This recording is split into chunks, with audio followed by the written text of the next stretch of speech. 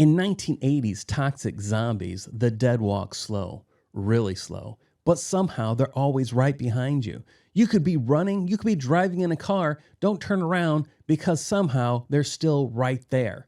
And even though these zombies can't figure out how to open up a car door, somehow they can create fire, carry torches, and carry out arson. I think logic might be the first victim of this movie. Welcome to Creepin' It Real.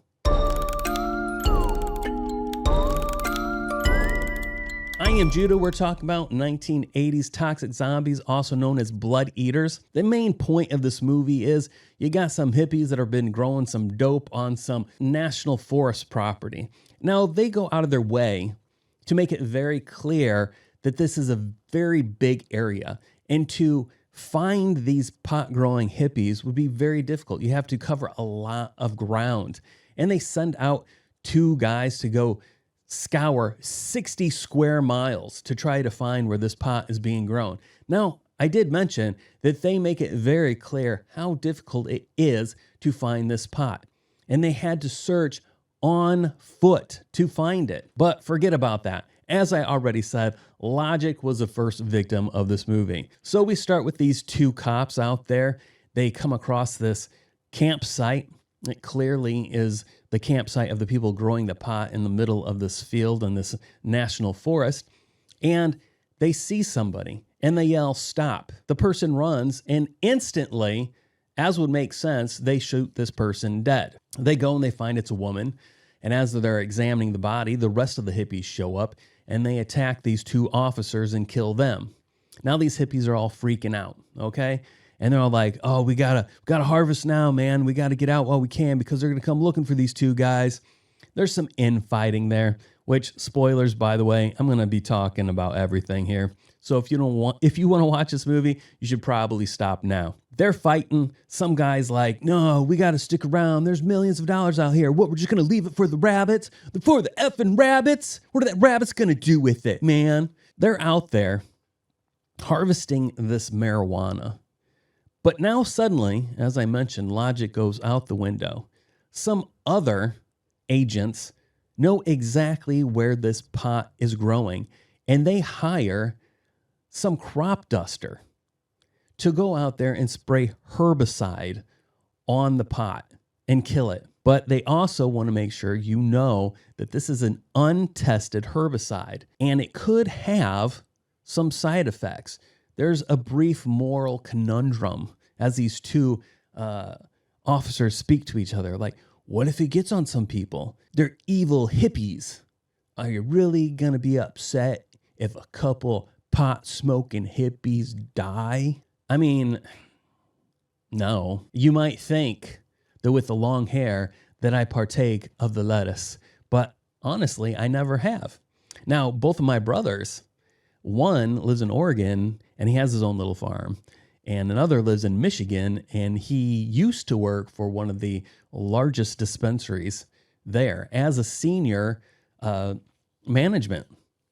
So even though it's heavily in the family, I myself have never partaken in it. So there you go. Nice little side note about Judah's life. And yes, I think I'm better than them and you because I've never smoked pot or taken edibles or any drugs of any kind.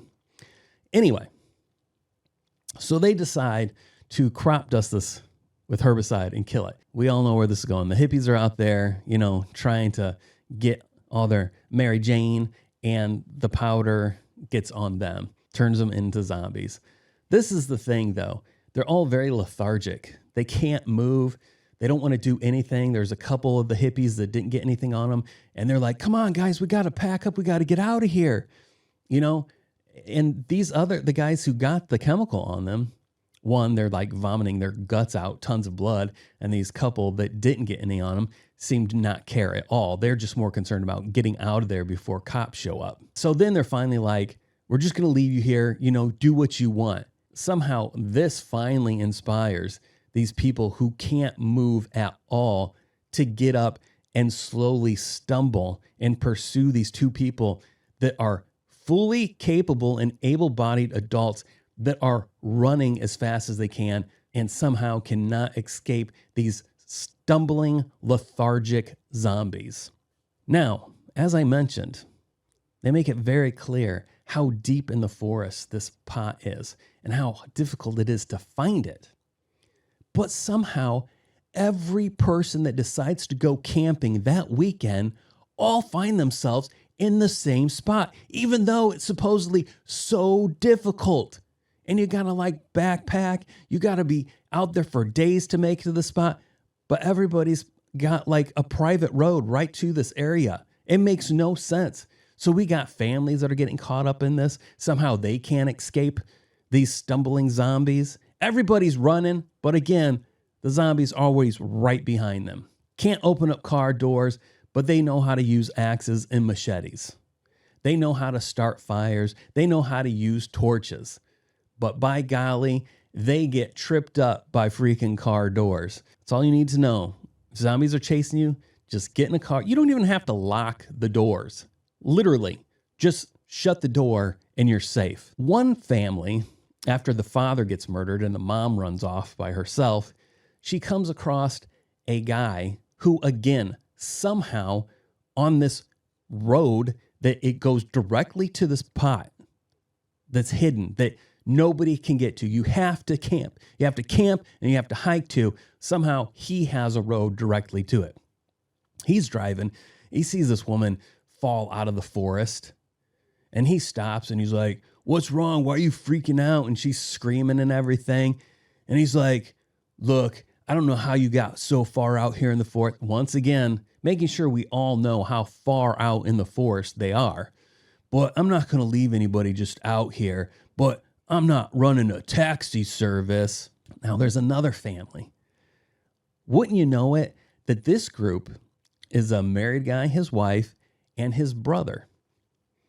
They're out there camping. And this guy that's married, he somehow is an agent in this bureau that actually oversees like forestry and stuff and making sure that they're taking care of people, taking care of situations like this. You know, they know there's a huge marijuana crop growing in the middle of the forest. They're the ones who come in and make sure it's taken care of. So he happens to be out there. I mean, lucky us, right? So he, his wife, meet up with the two kids of the mother and father that were earlier murdered. They're trying to help them out. They find the campsite where the mom and dad were at, and they're like, "Man, what's wrong here? Things look like they went really bad here." The brother gets attacked, gets his head smashed in. The husband doesn't know this. He comes back. He just sees the zombies, jumps in the car, takes off. He doesn't give two shits about his brother that just got his head smashed in. He's just he may have yelled his brother's name, but that was about it. No tears, no like, "I'm going to run these MFers over." It's just we got to get out of here. Not knowing that they were completely safe because they're in the car, because they can't open up the doors. They take off. Again, even though they can't open up car doors, one of them was smart enough with his machete to jump and slice the tire of this car as they're driving away. So these are thinking zombies. Only tripped up by car doors. They're driving away. Suddenly he's like, "Oh, the tire's flat." Look, if this was me, I don't give a shit if that tire is flat. Oh, well, I can't drive on it. I'm gonna ruin the hubcap. It's gonna get all bent up and everything. Who cares? Just keep freaking driving. So no, what do? They get out and start running. But I guess, as I already told you, it doesn't matter if in your car or you're running because they're still right behind you. But I would have stayed. Don't care about flat tire. I'm still driving that thing. Bend the hell out of that rim. I do not care. I'm still driving this thing. They get to a cabin. They knock on the door. Some guy answers, and they're like, "We need help." And he's like, "I ain't running a hotel here." And I was like, "What?" That other guy said he wasn't running a taxi service. This guy's saying, "I'm not running a hotel." At this point, I expected like the director to jump out and say, "I ain't running a film here." That's how absurd it was. There's some kind of twist that you were never expecting. Those two agents that sent the plane to spread the herbicide, They're freaking out now. And they're like, oh, I didn't realize that so-and-so was camping with his wife and brother in the same spot that apparently takes you 3 days to hike to, but everybody and their dog can freaking drive their car right to it. We didn't know he was going to be there, and he's in charge in this area, and he's going to cause some shit for us. So we got to go down there. We got to kill these hippies, and we got to kill him before we get in trouble. See, this is where the twist, this is where the movie really starts getting good. At this point, the agent that was camping with his wife, that is now walking with these children because, you know, they got out of the car because that was the smart thing to do. And they're walking on this road. And they're like, well, eventually somebody's going to find us. Well, wouldn't you freaking know who found them? Those two agents. And they're like, oh, there he is. And they're like, oh, we're so glad we found you. Get in the car. And they're like, yeah, we need to get out of here. There's some crazy hippies out here trying to kill people. And they just keep driving towards the hippies. And they're like, no, why are you going back here? They're crazy. They're going to kill us.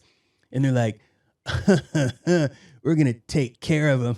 And they tie everybody up. They make this other agent go with them. Stuff goes south so bad. Everybody dies. The wife gets murdered by a zombie. The agent that was camping with his wife, he gets saved by this little girl. This little girl she's acting like she's got to be 14, but she is clearly like 25. Her and her brother, which, by the way, I'm not saying this, the movie said it. Her brother's retarded, okay? And when you watch the movie, you will understand that he is. And I'm not saying it with any kind of sarcasm. He's like clinically retarded. So this little girl saves him by chucking an axe into the bad guy agent and killing him. So the only people that survive are the daughter, the slow brother, and the good agent. Now, the good agent is back at his office, and he's packing up his stuff. You know, he picks up the photo of his wife, and he looks at it, and you can see the heartbreak because they had a good relationship. I did not bring this up, but every time that him and his wife had an interaction, it led to sex. Like, didn't matter. Like, they could be having like a fight. She wanted to go on this camping trip, and he was like, you're not going to like it. And she's like, yeah, I will. Boom. They're like at each other. They wake up the next morning to get ready to go and pick up the brother to go on this camping trip. And they're just like, oh, we got time for some num-num. Okay. Then they're camping. And like every scenario, every interaction these two had with each other, they're ready to just like get it on, which is fine. You know, they had a healthy sex relationship. Good for them. I'm glad. So you can tell he's torn up. He lost his best friend. Another higher up agent comes in. He's like, look, what can we do to keep you here? Because we know you're a good agent. We can transfer you somewhere. We can do this. We can pay you more. And he's like, no, I'm done with this place. He's like, you guys are nothing but part of the problem. And this higher up agent is like, well, I guess you're going to write a book about this stuff. It's the oddest thing. Who would ever, what? And he's like, I should, but no one would ever believe me. He bends down to pick up a box. He turns around. The higher up agent is gone. Who, what? Where'd he go? Crazy. I don't know why. He just disappeared. Anyway, he walks out of his office. There's his secretary. She says a few things to him. And he's like, yeah, Sarah, you're the only thing I'm going to miss about this job. Then gives her a full-on mouth kiss. What the fuck? Dude, he's lonely. What can I say? His wife like just died like a week ago, and this dude's giving his secretary a full-on mouth kiss. Where did this come from? It was weird. I don't know. Leave a comment in the section below. In the comment section below, if you think that's appropriate, because I don't. It just came out of nowhere, and it just felt really weird to me. That's where essentially the movie ends. He takes off. He's at some kind of gas station. He has some kind of a weird vision of a waterfall. He shakes it off and drives away. That's it. That's the extent of the movie. This movie was very slow and boring. I did not enjoy it particularly, other than to pick these certain things out that made me chuckle a little bit.